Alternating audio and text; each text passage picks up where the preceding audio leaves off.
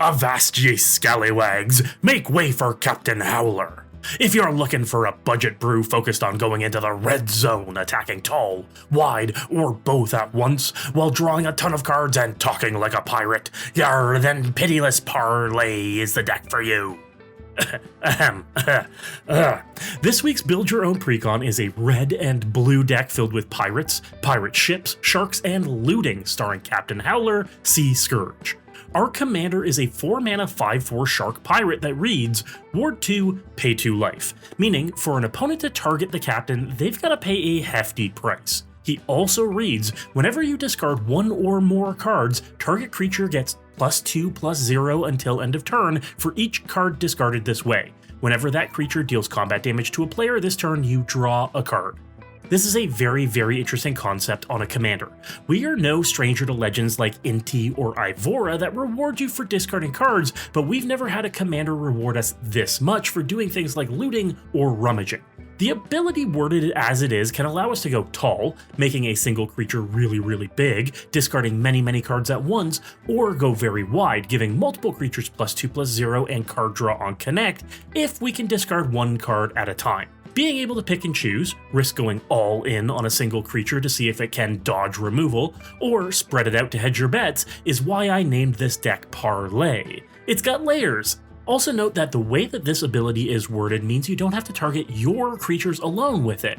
You can discard and draw cards at instant speed on an opponent's turn in response to blockers to pump an opponent's creature so that it connects with another opponent to deal even more damage.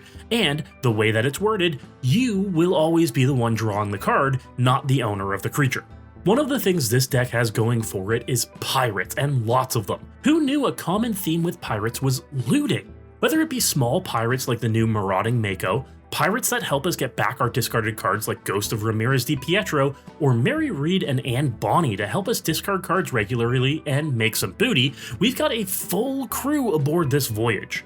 All told, 50% of the creatures in the deck are pirates, because they make us treasures like Impulsive Pilferer, because they make us evasive like Departed Deckhand, or they gain us card advantage like Azure Fleet Admiral.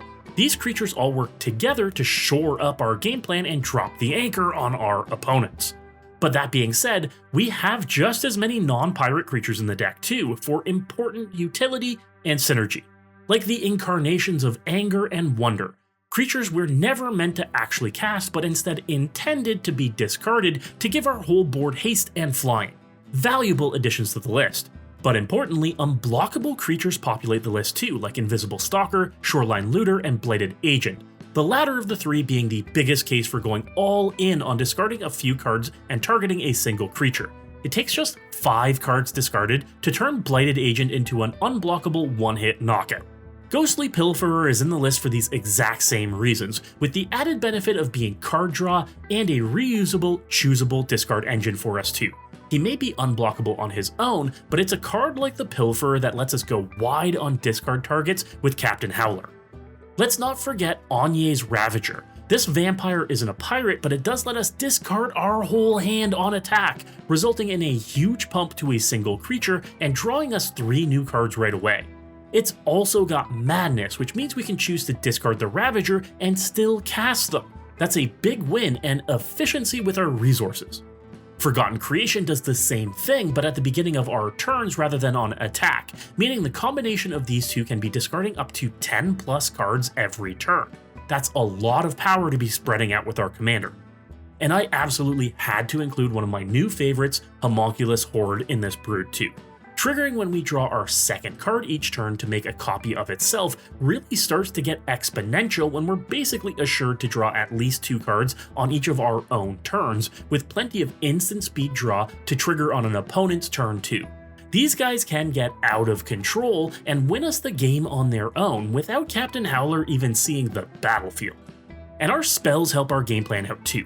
Whether it be sorceries like Artful Dodge, Enter the Enigma, or Slip Through Space to make our freshly pumped creatures super evasive, or our instants allowing us to discard and draw cards after blockers are declared for 100% connection guaranteed, like Izzet Charm, Frantic Search, or Big Score, giving us bonus on bonus on bonus. With modal spells like Izzet Charm or Prismari Command being flexible role players, they let us discard and draw cards or come in clutch with counter spells or removal when we really need them. We also have Decaying Time Loop, a way for us to discard our whole hands every turn thanks to Retrace by pitching a land in addition to its other costs. That's like everything we want from a spell in this deck. And of course, we have to make sure Mizzix's Mastery is in the list too, allowing us to replay every spell in our graveyard, turning it into a fantastic late game finisher once we've stocked the bin with options. It's not the only way to replay discarded cards though, as I've put Bag of Holding in the list too, meaning we can discard a card and then exile it into the bag and later pop the bag to return all cards under it to our hand. That can result in a huge burst of discard if we do it in response to one of the triggers to discard our entire hand. I have to include a few seafaring vessels for our crew too, with the Belligerent, the Indomitable, and the Jackdaw all in sailing condition and helping our game plan. Resources abound with ways to draw cards, make treasures, or otherwise turn some smaller creatures into bigger threats. Land ho! Even the deck's lands help our game plan out too.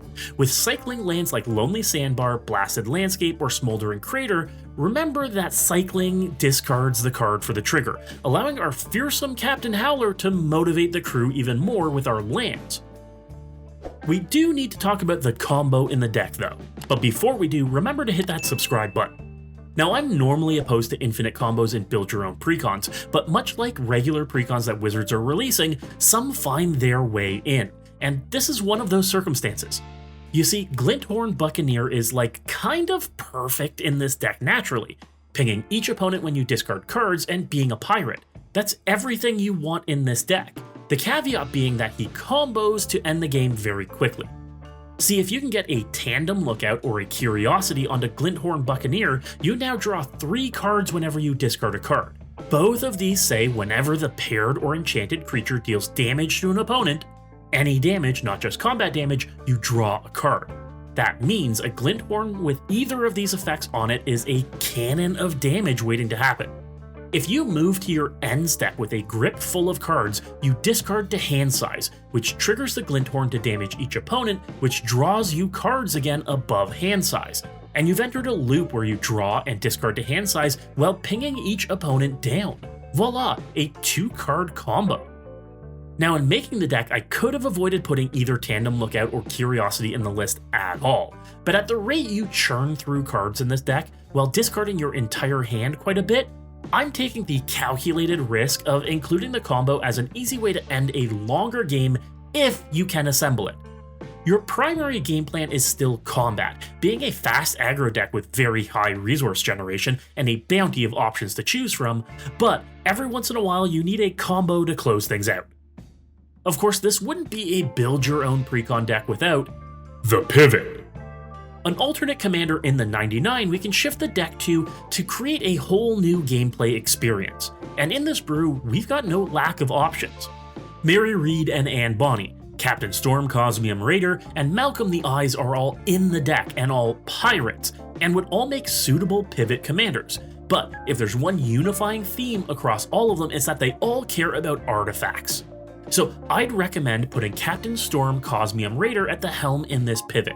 She's a low to the ground 2-mana 2/2 pirate that simply says, whenever an artifact you control enters, put a +1/+1 counter on target pirate you control. Simple. If we can make artifact tokens en masse, we can keep making our crew beefier and beefier. It doesn't matter if these are clue tokens or treasure tokens, or even if they're tokens at all. Artifacts entering is the name of the game. And since Captain Storm's ability specifies we can only target pirates with the ability, we need to be upping our count considerably. Removing non-pirates in favor of Corsair Captain, Gemcutter Buccaneer, or Cutthroat Negotiator. If it's a pirate and it makes an artifact, they're part of this crew. Notably, making some exceptions for non-pirates like Academy Manufactor makes sense here, as it triples the amount of artifacts we make and really juices the volume of counters we get to put on pirates. Professional Facebreaker, not a pirate, can be an honorary one with the ability to make us up to 3 treasures by connecting with each opponent while turning excess treasures into card advantage too. Good card is good. But big synergy pieces like Stormfleet Negotiator are auto-includes in this pivot, making up to 4 artifact tokens on attack and being a great evasive pirate body to put counters on too.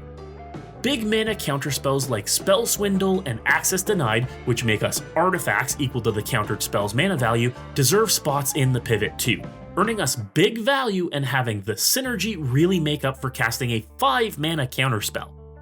And if you can squeeze it in, Descent into Avernus is probably pretty good in this or any deck. If you care about treasures or you're aiming for an aggressive strategy, the Descent says, let's make this game a quick one, without saying anything at all. Speaking of squeezing cards in, let's take a look at the Upgrade, where we add some doubloons to the deck to see if we can increase its power level a little. And if I were to add a few cards that didn't make the initial cut due to budget, I'd start with Surly Badgesaur.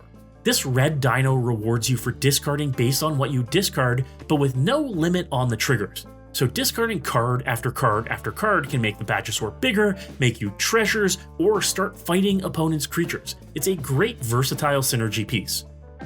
The new Monument to Endurance from Aetherdrift is pre-ordering just about $5 right now, and outside of our price range, but it's also a great way to capitalize off of our discards on an ongoing basis.